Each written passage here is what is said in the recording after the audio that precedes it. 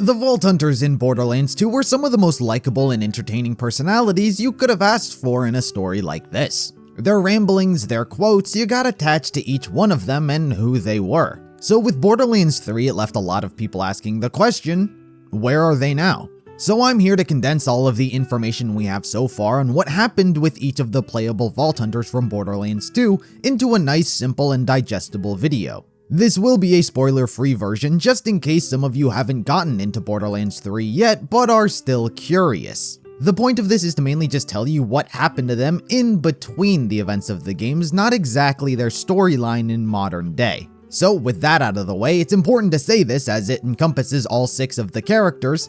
Each one of them at some point after the events of the second game left the Crimson Raiders. They all went off to do their own thing and pursue their own path. So with that said, let's first start things off with Sal. Salvador is an incredibly simple character, being almost solely motivated by violence, with a genuine sense of justice. As far as we can tell, he'd chosen to explore the universe as a wanderer. The only hint of where he's been to is the planet of Zylorgos. This was the central location for Borderlands 3's second DLC, Guns, Love, and Tentacles. Salvador is wanted by the lodge's proprietor Mancubus for having not paid off his tab for all the drinks he had. Mancubus is very specific that this is one of, if not the only things he cares about, as he even sends you out to kill the other 2 people who hadn't paid off their tab. Salvador not being on the planet obviously can't be punished, for a lack of a better term. The reason I said he's more so wandering instead of instilling justice is because on the planet itself, there's this whole cult doing culty things.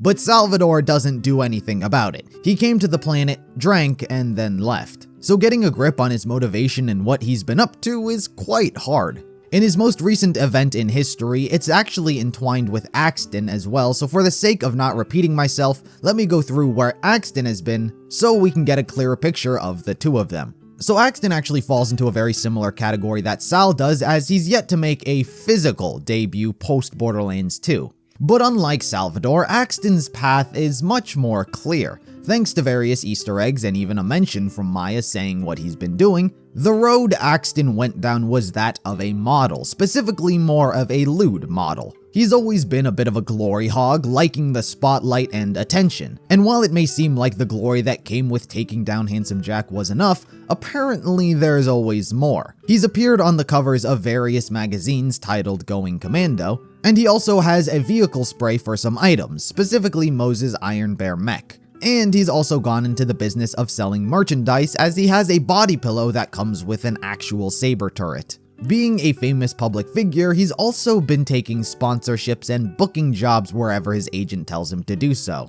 Despite what sounds like a good career he's going through, apparently jobs aren't coming in right now, so he takes a gig as an announcer for Borderlands' Arms Race. It's a battle royale-esque game show on Pandora, which Axton and Salvador announce for. While story-wise Axton took this job per his agent's request, there's no real explanation for why Salvador is here. The 2 don't provide hardly any story about anything, as their primary purpose is just to announce what the Vault Hunter is doing throughout the game mode. At the end of the day, it really just seems like these 2 were thrown in here for fan service and nostalgia reasons and don't serve any purpose that couldn't be fulfilled by someone like Moxie or Torg. But at the very least, these 2 have at least stayed in contact with each other.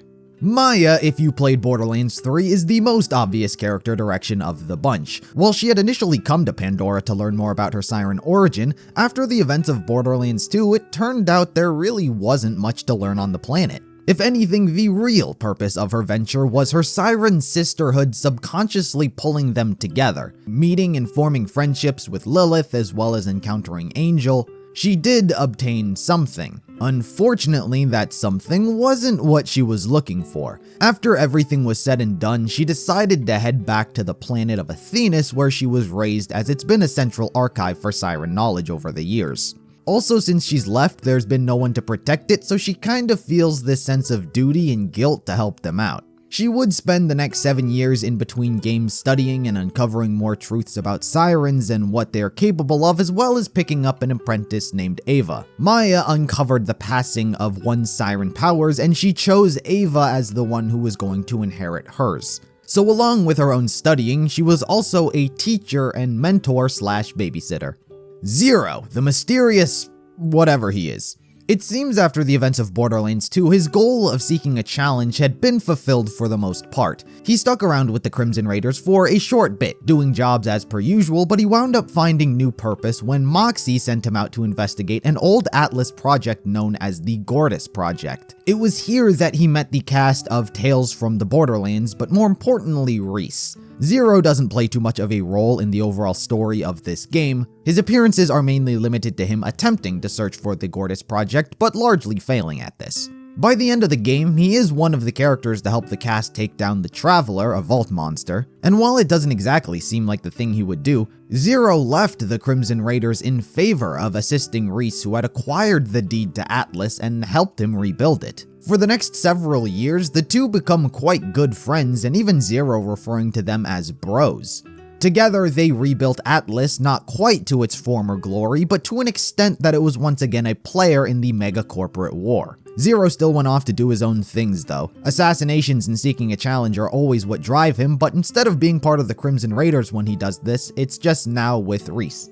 Gage was a high school student on the run who had stowed away on a train for having accidentally murdered her class rival. But despite hunting a vault and taking down Handsome Jack, her past didn't just disappear. She made an enemy of a very powerful and a very rich family. The Holloway family has spent an exorbitant amount of money not only thanks to having stolen Gage's death trap design, but also by placing a ridiculously high bounty on her head. They were willing to pay $820 billion to have her killed, and that was during the events of Borderlands 2. Since then, they've expanded their business and mass-produced what they call Crimebuster bots, so they're even more rich and famous now. Because of this, Gage had to lay low, which likely involved her leaving the Crimson Raiders. In the meantime, it has yet to be specified what exactly she was doing, but the only thing we know for sure was she decided to become a wedding planner. Character direction or plot convenience, Gage planned a wedding for Dr. Zed, which didn't go well, and she was hired once again when Hammerlock and Wainwright booked their wedding.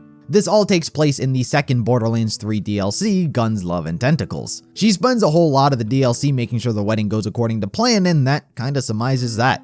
And last but not least, we've got Krieg, the psycho with a conscience. Unlike all of his compatriots, Krieg's story picks up almost immediately where the game left off. While the Commander Lilith and the Fight for Sanctuary DLC released 7 years after the initial game's launch, it set forth paths for many of those who appeared in it. Specifically, in this case, it saw the formation of the B-Team. Mordecai, Brick, and Tina all grouped up under this brand, and while it initially seemed like it was only them, after the DLC is over, Krieg wound up joining them for a decent amount of time. The B-Team was still under the Crimson Raiders, so they would be sent out to deal with problems that had arisen. He even at some point did stand-up comedy for an audience of psychos. He fit in perfectly with the squad, but quickly came to realize another goal he had in mind. More specifically, his mind. His split personalities always lived in a state of tolerance. Neither of them were quite happy about the situation they were in, but what were they gonna do? By this point, they figured they should try to work on themselves, but to do this, they kind of needed to be alone. Krieg left the B-Team and isolated himself in a cave where for the next few years, he would begin teaching his other personality how to express himself properly. Progress was made, but not quite to the point of being able to speak coherent sentences. But quite frankly, this was a rare bonding experience between the two. Eventually, Tannis reached out to him due to her curiosity of wanting to study the psycho mind. He agreed, and this is where the fourth Borderlands 3 DLC takes place, the Fantastic Fustercluck. And with that, it concludes all 6 of the playable Vault Hunters and what they'd been up to the past 7 years in between games. Like I said, this is a spoiler-free version, so I'm sorry if you wanted more details without playing the games, but I figured there might be some of you who were curious and may not have picked up Borderlands 3 and might want to play it for yourself after watching this video. If you're not one of those people and you just want to know everything that's happened to them, that's fine, and I got a whole bunch of history videos on the individual characters you can watch for more details if you're curious. But anyway guys, I want to thank you for watching this video. If there are any other types of content like this you'd like to see me make, be sure to let me know in the comments below, and in the meantime, I'll see you in the next video.